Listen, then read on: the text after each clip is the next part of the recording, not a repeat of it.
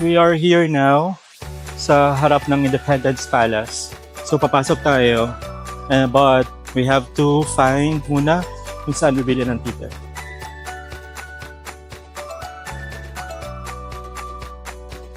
Dito tayo, bibili tayo ng ticket.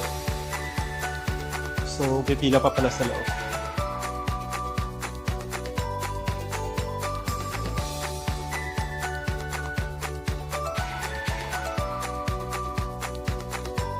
So, bibili tayo ng ticket. Yung bibili natin is the general admission ticket. May access na siya sa Independence Palace and Exhibition. For adult, that's $65,000 each.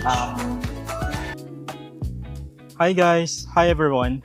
Welcome to my vlog. So, andito na kami sa Independence Palace. Just to give you historical facts about this place. It's formerly known as the Norodom Palace and has a rich and complex history intertwined with the political landscape ng Vietnam. It was originally built by the French around 1868 and 1873. Tapos noong 1954 daw, after the Geneva Accords, hinand over yung palace sa State of Vietnam led by the Prime Minister Ngo Dinh Niem. It was renamed into Independence Palace, reflecting the aspirations and independence of South Vietnam. Tapos dito nag-reside yung Prime Minister until his assassination in 1963. Yan. So later, papasok tayo sa Independence Palace. Let's go.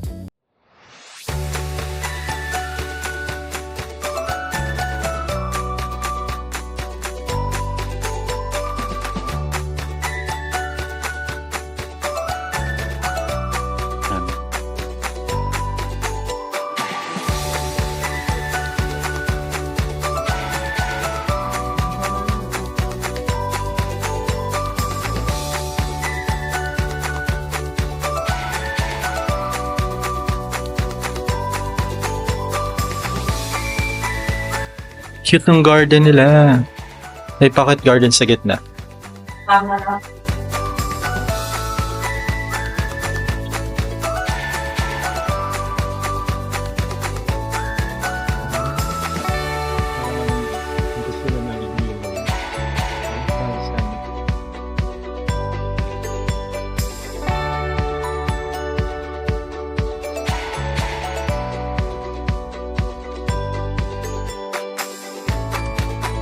Dito kayo pupunta if ever na you want some audio guides while touring around Independence Palace. So they have other languages as well. French, English, German, Korean, Spanish, Russian, Chinese, Thailand, Japanese, and Vietnamese. Sayang walang Filipino.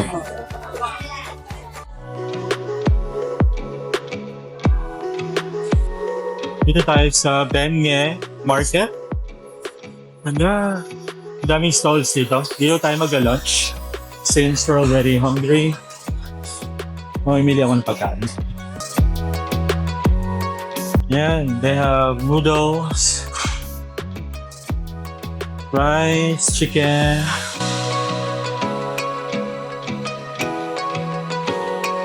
Of course, since nasa Vietnam tayo, let's look for Vietnamese food.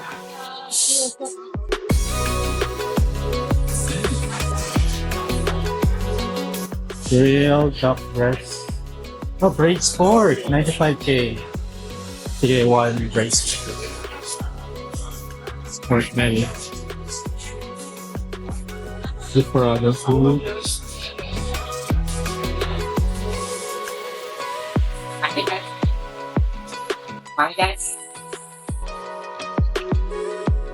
Meron na silang chicken, pork, the braised pork. May combo. May Pepsi na siya. 195. Bali mga 200 pesos. Not bad.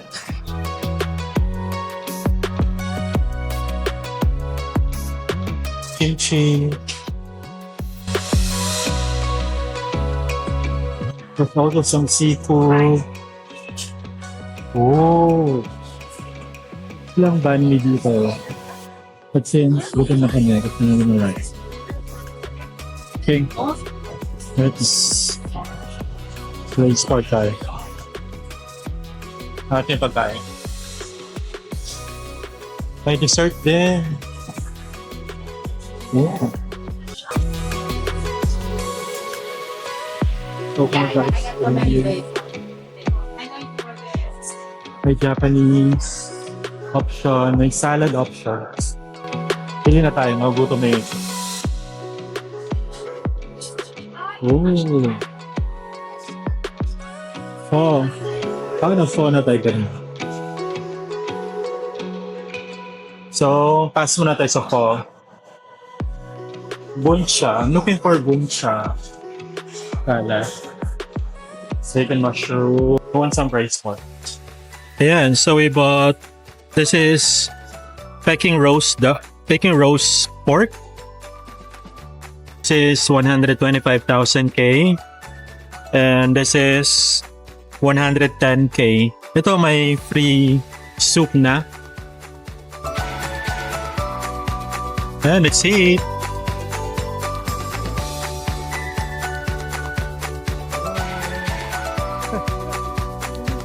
Sa malapit na kami sa, actually, sa harap lang namin yung Notre Dame Cathedral of Saigon. Ito siya. There! It's still under construction, pero may star sa gitna. And I think ito din yung nakikita natin sa FB na may pa Christmas lights sila paggabi. And katabi lang niya is the post office. Punta tayo din later.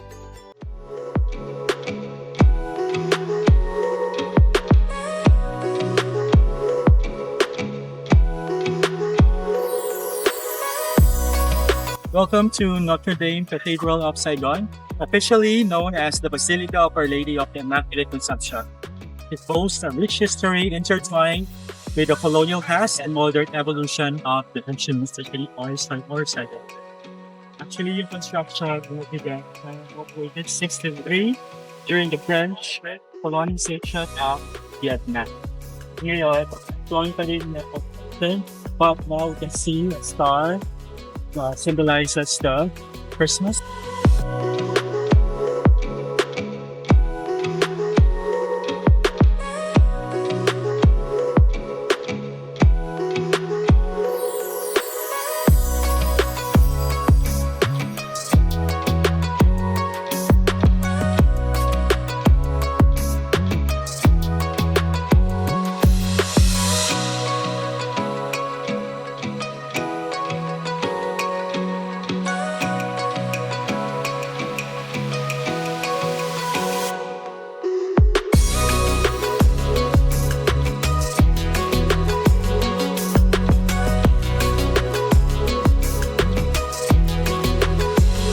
Welcome to Saigon Post Office.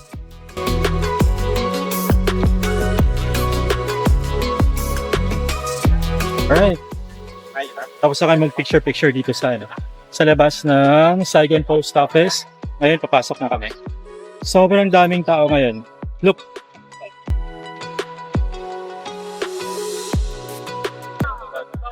Daming tao. Nagpa-picture sa labas. And papasok na tayo ngayon. Ito yung harap niya ngayon. It's Po Dien Tan Ho Ho Chi Minh. Saigon Post Office.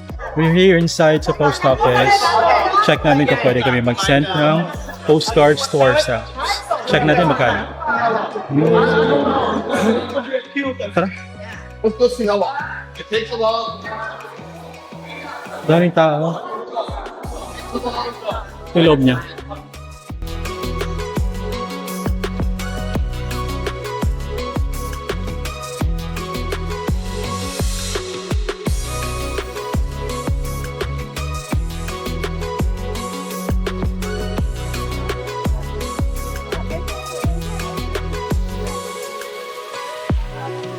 We are now in search of a Vietnamese postcard that we can send to ourselves sa Manila.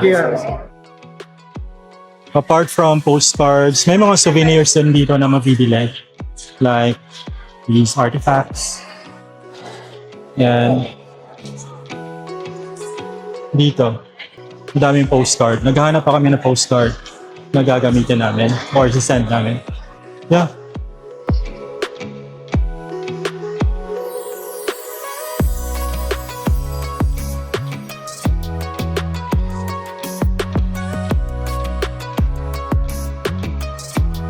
Hanap tayo maganda postcard. Saigon Post Office. Meron din sila mga keychains.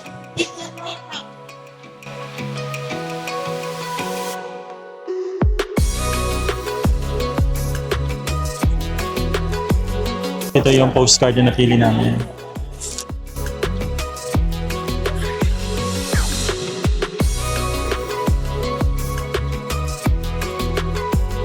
Number 2 at saka number 4 to get a stamp. And ang binayaran namin is 23,000. No. May nakita kami dito. It's a Weasel Coffee.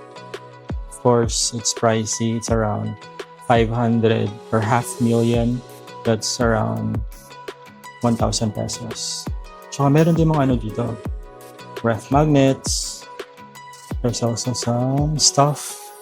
Vietnamese things. And, uy, crocodile. Crocodile purse to. And then, may mga mugs. Wooden mugs. And then, dandanan tayo dito. Baka makabasag tayo. What's this? Wala, 50,000. 100 pesos. It's like a coaster. Ano to? Ah. Meron din mga ano. Then some stuffed toys. I don't know. Auto place. May ito exorcist. And then, ito ang cute na mga hats. Labas tayo. May mga notebooks. 80,000. Cute, huh? Mr. Viet. Ah, cute. That's how much? Is that coffee?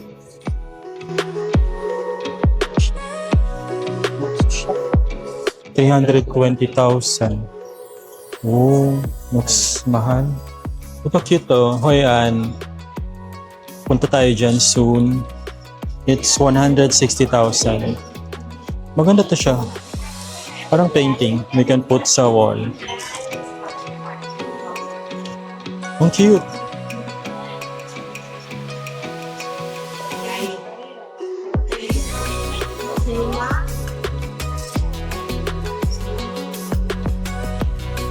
Mga stuff toys.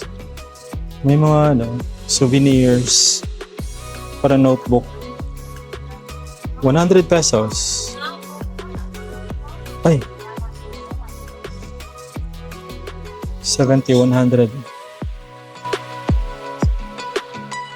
So, wala mga 3 for 100. Ito, a 90. Saigon. 90,000. So, 100. Mga less than 200. Mga 180 yata. Saigon. Bili tayo isa na may one piece. Pero 100. 100 pesos. Para sa bahay. Sige. Punta tayo dito.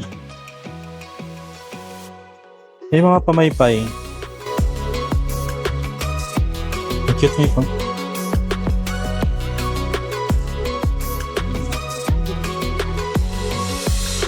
May mga ganito. Parang mini purse. Chopsticks. We also have mga ganito. Ito magkano? 60. 100 something. Maganda to.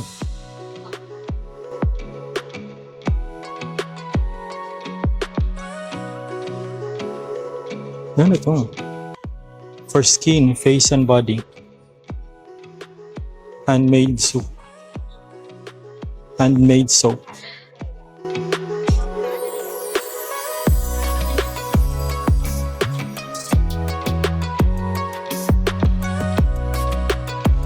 A few minutes walk lang from Saigon Post Office. Nandito na yung Saigon's People's Committee na building. Yan, ganda. Para lang tayo nasa Venice. Tignan mo yung architecture. Oh! Hello everyone! Andito na tayo ngayon sa the Saigon's People's Committee building. Ito din pala yung Ho Chi Minh City Hall nila. And itinayo ito as hotel noong 1898. And then it was inaugurated in 1909 and served as the headquarters of the Saigon City Council. Here, ang ganda. Parang siyang Disneyland. And it's nasa center siya ng may park sa likod. Yan. And then, I think that's Ho Chi Minh. May statue. And then sa gilid, it's actually sa city center. May mga hotels. Meron ding mga there's a Rex Hotel at the back. And then sa kabila naman, mga malls and boutiques. Ang ganda dito. May program later dito. 80 years from 1944 to 2020. Tsaka ang laki ng stage. Look. Daming tao.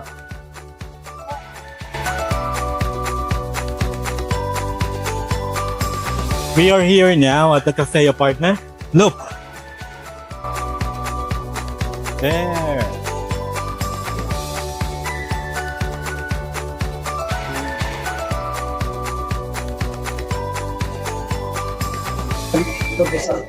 Mag-elevator na kami.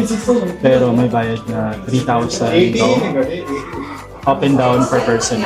So we're just waiting for the elevator. Nag-aantay lang kami sa elevator. Ang daming tao. Hindi namin kaya na umakyat ng stairs, 6th floor. So we're waiting for the elevator. We're sa 6th floor ng the cafe apartment and we're gonna go here, the letter.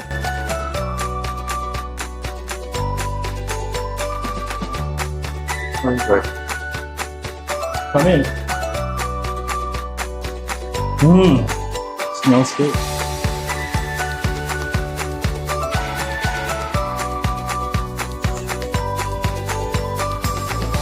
Ano dito?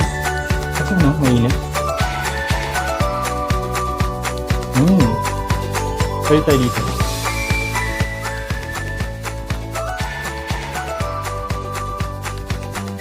Here's our menu. So magkakape kami. And some desserts. And mag-chill lang kami dito until evening. So they have some coffee and drink around 75, 50, 65,000. So that's roughly around 100 pesos or more than 100. Tapos meron din silang beer. May wine. Dragon fruit wine, 110. Gusto mong kumain, busog pa kami from kanina, so skip. And they have some soups. May sets din ng food. Kakape lang kami. Yung bill namin, $140,000. And here's the egg coffee. And this is the strawberry latte.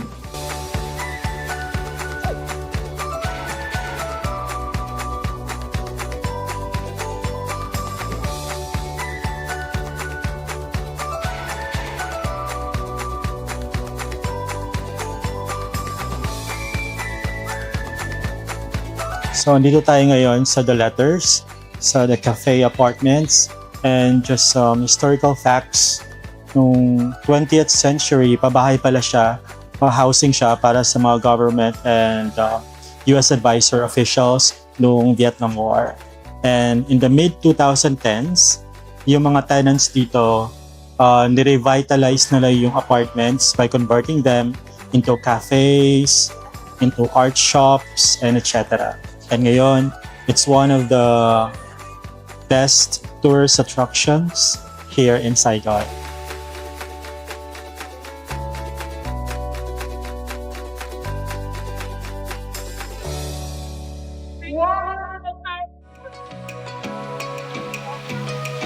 Mình đây là đội Việt Nam từ một thanh. Hey! Trời ơi, mình không tin được trợ giúp.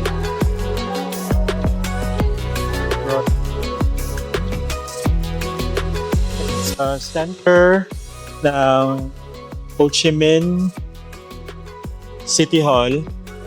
Siya, napakalaking road. Actually, kinlose nila niya roads, both, at saka may park center. And then, there's a lot, madaming mga cafes, establishments open, and hotels. And andito din yung cafe apartment kung saan kami galing kanina. We had our coffee there and it was so relaxing dun sa may balcony. And right now, there's an event happening here.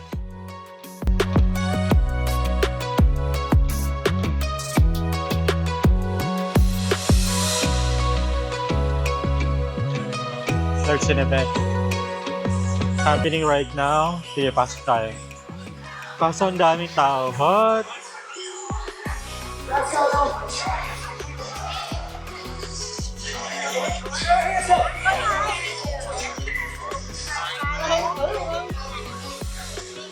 oh, free concert ID.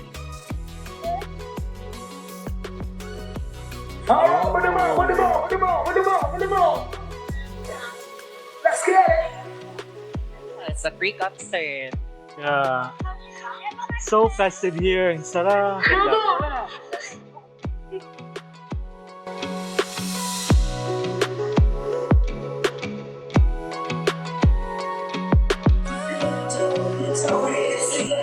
Put your hands in the air. Dần tặng cho tất cả mọi người đang có mặt tại Hiệp cho những buổi tối ngày hôm nay.